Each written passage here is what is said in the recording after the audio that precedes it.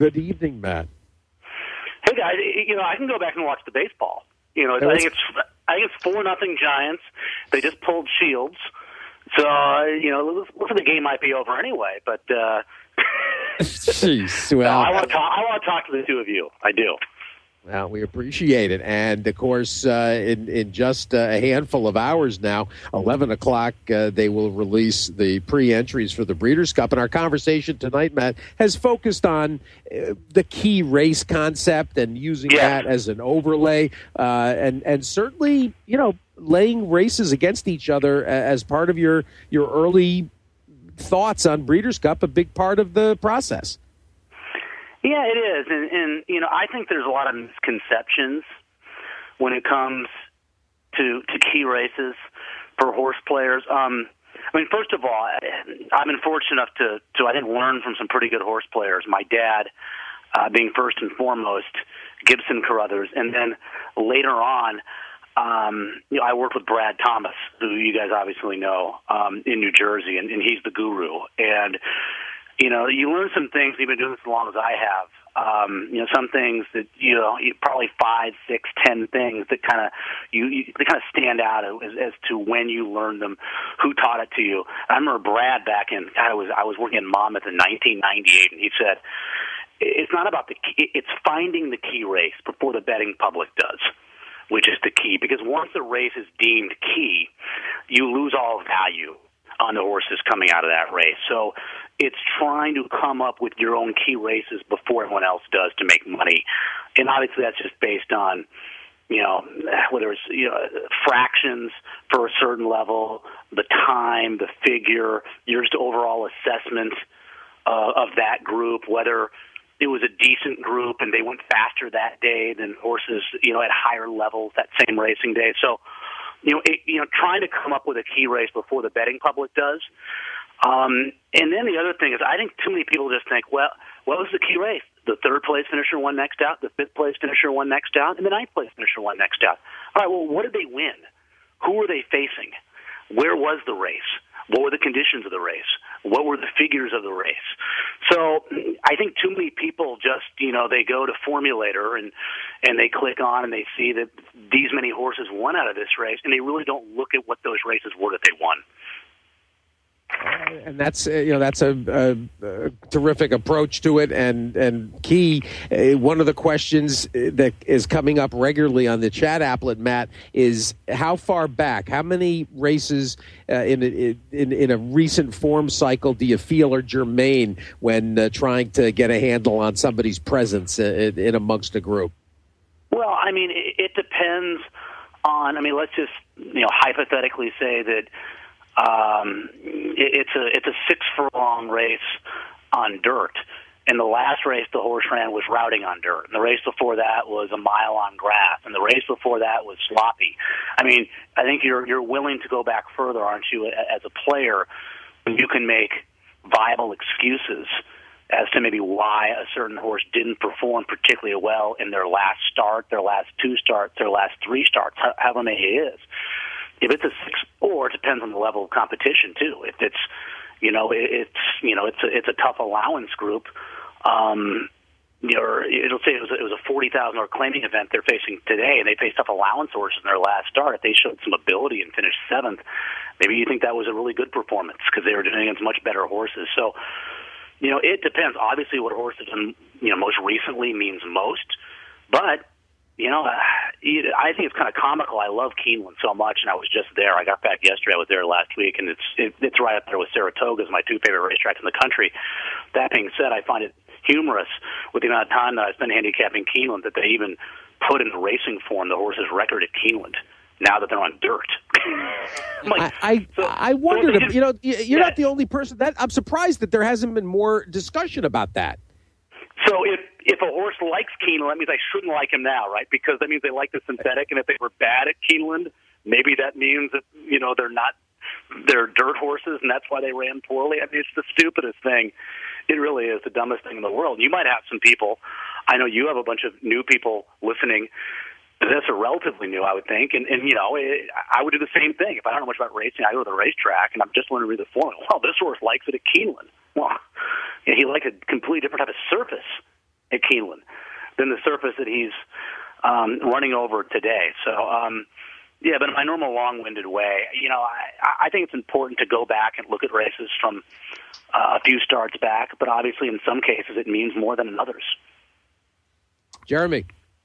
Matt brings up a good point there when he was talking, and he made that one sentence where he said along the lines of, you go back that race, and it was on turf. You go back that race, it was a different distance. You go back that race, it was a different surface. The deeper you can get back in the running lines on the horse, the price just keeps ringing like a slot machine. Everybody focuses on the most recent starts, and if you have a horse who has two terrible efforts in their last two races, I don't care who they were against. Show me a horse who was beaten 20 in their last two starts, and I'll show you a horse who's double-digit prices on the tote board. Doesn't matter who he ran against or who she ran against, at what level, with what excuse. People aren't going to forgive two terrible efforts like that. And so, when you're trying to match up of where this horse fits today and how it may fit, it could be that race 3 or 4 starts back where they were under similar conditions, and you go back and look at it and say, that was a pretty decent field for 12-5, and that's what they're running for in this race. And so the further back you can go and the more forgiving you can go, the more likely you are to find some prices.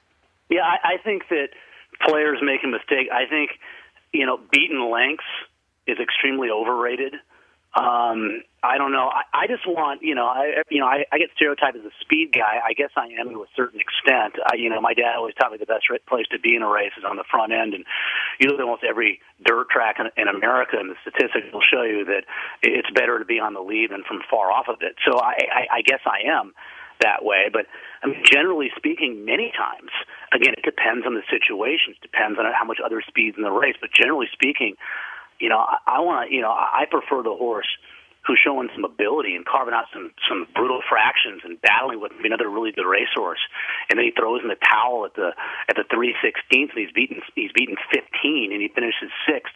I prefer that all day long over the horse who's 4th, 7th back at every call, doesn't do anything early, doesn't make a middle move, and doesn't really finish, and gets by my horse who's going backwards at the end, who actually showed a lot of ability and talent, and is just done at that point of the race, especially if it's a cheaper race where these horses don't have generally a tremendous amount of will. Once they're defeated, they kind of give up a little bit. So I think beaten lengths is vastly overrated now. And I still think class matters. I'm not going to say class doesn't, and there's instances all the time where we see a class horse prevail. But I think by and large, the now horse who's putting up good figures against quote-unquote softer stepping up is almost always the play over the horse that's been doing okay or struggling somewhat against quote-unquote better horses. These graded stakes are just designations. We know most grade ones. Are they really grade ones? No, very rarely is a grade 1 a grade 1. We're going to have them next weekend at Santa Anita. Sometimes grade 3s are stronger than grade 1s. Sometimes, so I think people put too much emphasis on class, even though it still matters, and people put too much emphasis on beaten lengths. I got to give you a little tip of the cap, because as somebody's played the races literally since I was tall enough to look still under the rail, I'll admit your statement about how far a speed horse gets beat doesn't matter is something that I always thought did matter. And I heard you say it on TVG probably going back 10, almost 15 years now. Yeah. And it's one thing that I've heard you say over and over that I now believe. I'm a complete convert on that point, and you're the person who brought that to my attention. No matter, like you said, there are points in your handicapping career where you learn something from somebody else.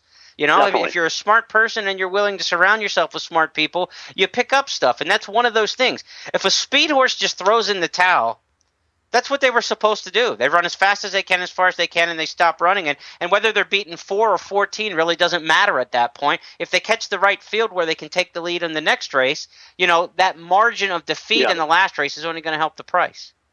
Yeah, and well, thanks for listening, first of all, and paying attention to the program.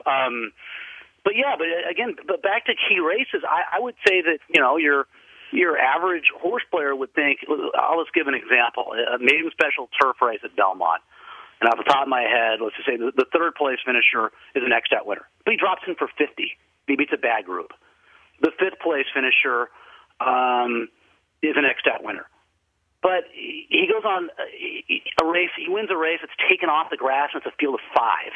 And the 7th place finisher wins and had to ship to Finger Lakes to win.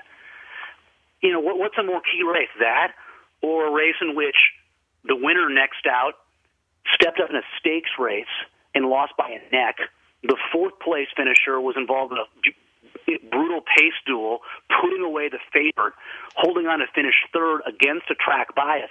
I mean, so you can have key races in which there were no winners yet out of that race, and you can have some races that really aren't key races when you can have multiple winners coming out of that race. I think when you see those italics like Matt's talking about in the racing form or in the program, whatever service you use, Briss, Equibase program, whatever, anybody who's putting the italics in there, do yourself a favor and look that horse up like we talked about with that free Equibase horse search at the top right of the screen, or if you use Formulator, look that horse up, because I've seen some specific examples of, this was a nice allowance race where the second place finisher came back and won, but they dropped the 15,000 claiming to do it. And so that's by no means a key allowance race. The horse had to drop and get out of those conditions in order to look good. And if you don't take the time to go back and look that up, you're going to oversee those and oversimplify the italics to think that it's a good race. Good example there. No, right. It's just, and I also hear some people, and friends of mine that are pretty good players, and commentators on air will say that. They'll say, key race, the 5th, 8th, and 10th, and I'll be honest, I just kind of roll my eyes. I'm like, maybe it is. Tell me more. Give me more than that. That's not enough. I'm not saying what you're saying isn't true, but there's much more to the story than that. You also hear people say that, I just kind of do my thing, and I don't want to overthink things. Study long. If you study too much, then your mind's just in chaos, and I think that's complete garbage to me. I mean, it's the more work you do, the better chance you have of winning. Obviously, you got to find things as a player that makes you comfortable. And, if you want to try using the sheets and it just doesn't work for you, then abandon it. You want to be comfortable. You also, as you mentioned, you want to be willing to listen to people that you respect, listen to people that you know what they're talking about, try to implement new things, because in this day and age with technology, it is so hard to get an edge, and that's how you win at this game, getting an edge. It's become harder and harder. I mean, when I was a kid playing this game, obviously well before computers, I mean, you kept your racing form. You would keep the charts from each form. I had them stacked up. My dad had them all over the place. I mean, it's a different age, obviously, we live in now. But people that think, well, if I spend more than an hour handicapping a car, then it's just too much for me. I overthink things and I make mistakes. No, I'm not saying everyone should be the same, and everyone should spend 4 hours on a card. But no, the more work you do at this, the better chance you have of winning. That's a fact. Steve still keeps his forms to light the grill, I believe, that I heard one on the show one time. Is that right, Steve? I have started to use some of the ones from the beginning of this current century. The 2001 season worked its way to the grill this year. They're a nice yellow color now, right? They are. And you know what? I tell you what, though, it is funny. You can't help but I start by taking some of the written pages and some of the stuff that is in it, is just old and not that interesting. But then you start looking at PPs, and I find things that I have to pull out, and I got to start calling trainers and saying, "You'll never guess who I saw. I'm out by the grill," or I'll send them a picture of it. I'll take a picture and I'll text it to them. It's pretty funny. That is funny. Yeah. I think there aren't too many folks like you anymore in terms of keeping the racing form from. I mean, I kind of miss. I used to, the Charts Weekly was something that I'm still pretty old school, and I understand how to use it online and how to go to different charts. But I still like opening it up and having it right in front of me. I can just turn the pages, and I have them all stacked up in terms of by dates, so that they're easy to find. People are like, oh, that's hard to do. It's still to this day, even though I can't do it anymore. It's still easier for me than doing it online. Having it opened up, for some reason, I'm just more comfortable. For TVG. Some of the tracks, I'll admit, there's only so much time in the day. I mean, I'll bust my butt. We're doing the New York races. If I'm scheduled for Southern California, obviously if I'm at Keeneland. But nothing against some of the other racetracks. I just don't have time to put the kind of effort I want to put forth. So those tracks, I'll do off the iPad that I have. I'll download them. I'll kind of make notes. And to be honest with you, I'll kind of handicap off the form. But still to this day, if I'm going to handicap a full card at Saratoga or something, I like the form, or I like to print them out. I don't like the iPad. I don't like any of that stuff. I want to be able to write down. I want to have as much room as I can to implement my horrible handwriting and make my notes and do all that kind of stuff. So I guess from that standpoint, it's starting to show my age that I'm 45. Well, I agree with you 100%. I print it all out, and then I slap.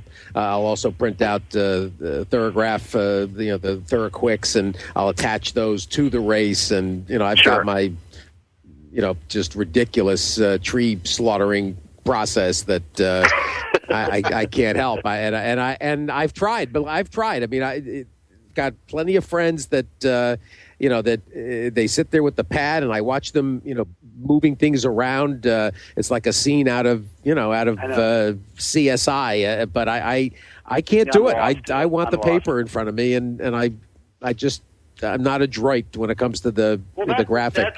That goes back to what I was saying about 10 minutes ago. It's comfortable for you, yeah. And you want to be comfortable when you're doing something that is fun, but at the same time is a little tedious, a little meticulous. You want to be in an environment that suits you. And if you're not in an environment that suits you, you're also more apt to make mistakes and maybe not look at it as clearly as you normally would. And obviously, this is a game in which your mistakes, usually you get burned on them a lot of times. Mm-hmm. I mean, you guys know what I'm talking about. If you would have singled this horse instead of going too deep, that would have enabled you to buy the race that you had no opinion of. Instead, you went too deep in that race, so you could only use 5 of the 8. The horse that you thought about singling wins, and one of the 3 horses you don't use in the race that you should have gone all in wins and pays $40, and the pick 4 comes back $9,300. And it's like that kind of a mistake that it's difficult to get over and move on, and it happens. And when it happens, you say, I can't let that happen again, and unfortunately, a similar kind of mistake will happen again. But obviously, the less frequently those mistakes happen, because they'll have to happen to whoever the best player in the world is, that happens to them. Obviously, you just want to not make those mistakes on a regular basis. You want to do it seldomly. One thing I always like to tell people is don't fret the horse you didn't put on your ticket. I mean, just from a money management standpoint and a personality, we're actually going to have a night school on tough beats and bad beats later in the year and the psychology that goes behind it. And one of the things is, don't sweat the horses you don't put on your ticket, because that's money still in your pocket, and nothing ventured, nothing lost. And this game is hard enough to win that you can't be upset about the ones you didn't even play. And so, right. You got to be more upset about the ones you did play and lost real coin with versus the virtual ones that you thought you were going to play but just didn't go ahead and include. And really, I mean, look, if you're a 200, 300 hitter in this game and cash 20 to 30% of your bets, you're way ahead of the game. So you're going to lose 8 out of 10 anyway. And by keeping horses off your ticket in the long run, it's probably going to come back. I know mentally it feels bad when you don't include one on your ticket, but most times, more than not, you're going to be better off for the ones you don't play than the ones you try to throw on. Well, yeah, that's another thing my dad taught me that it took me a long time to sort of implement it on a regular basis, or really 100% of the time, is when your singles hit in a pick 4, or if it's a pick 6, if those 2 or 3, I mean, that's when you need to win. That's when you need to win. And there's always that race. In a pick 6, you can't do this because you can't afford it unless you're just filthy rich. But from a pick 4 standpoint, if there's a field of let's say it's a field of 10, don't go 6 deep. If you're going to go more than half, all it. Because if you're going 6 deep in a race in which it's a field of 10, it means you have no idea what the hell is going to happen in the race. You have no clue. That's why you're using 60%. And if you have no clue, then obviously the other 4 horses have a chance too. So if it's more than 50%, up to 5, maybe after that, all it. And if that makes your ticket, cheaper, well, so be it. Because you're gonna get. It's amazing how many times people get burned. People get burned that way.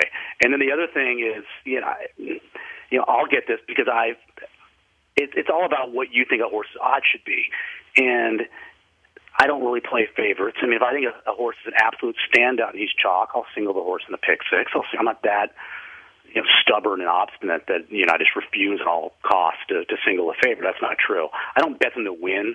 There's so many opportunities in a day that betting favorites to win, it seems like not one of the opportunities that I want to get involved in. But I'll have a horse that's 9-2 on the line, or maybe 6-1 on the line, and I'll say his cutoff is 4-1 for me in terms of odds. And he'll go off at 3-1, and he'll win. I don't bet the horse. And, you're greedy, blah, blah, blah. In the long run, you will save money doing that. In the long run, you will save money not, staying away from horses that are 3-1 that you think should be 4-1 or higher. You can't go I wrong. totally agree. I mean, I always tell people nothing under 2-1, because if you're better than 33% winners betting on top, you're doing better than 99% of the horse players out there, and you need 2-1 just to break even at 33%. So it's a tough game in the win category if you're not taking prices. Yeah, Matt, go ahead. Well, just that we just have about a minute and a half, and Okay. I do want to make sure that you give everybody a quick rundown of the TVG coverage that's coming up here over the next 10, 12 days. Well, I mean, the work show is back, and I think it begins on Saturday, Sunday, and Monday morning. I'm trying to give a time for that right now. I just got back from Kentucky. I'm not sure what time we go on Pacific time, but that's obviously been one of our popular shows over the last 12 years, and that will be back early on the West Coast, Saturday, Sunday, and Monday morning, and then we're going to have a lot of, obviously, Breeders' Cup shows throughout the week, and I don't know. The one price horse right now I'm looking at is Cigar Street for the Classic, but I haven't really dove in yet. I am in the process of finishing my classic entry for a popular wagering guide, and Cigar Street is in the tab. So I don't think you're far fetched at all. Okay, yeah. I mean, obviously the pre-entries you guys mentioned come out tomorrow, and that's when it starts to get really fun when you have all these names and past performances in front of you for the first time when the pre-entries come out. Well, Matt Carothers makes horseplay fun and following the game fun. Matt, congratulations on the recent marriage as well. Oh, thank you so much, guys. I appreciate that. And always fun talking with you guys. I mean, seriously, it was like 35 minutes, and it's like three guys just kind of hanging out at the second level on the bar of a racetrack, having some drinks and playing the horses. So I appreciate it. Anytime you need me. And the work show 8 a.m. by the way, Pacific time, Saturday, Sunday, and Monday. Excellent. And, of course, available then also online, so a chance to get caught up on all the workers. We're going to wrap on this night school Tuesday evening.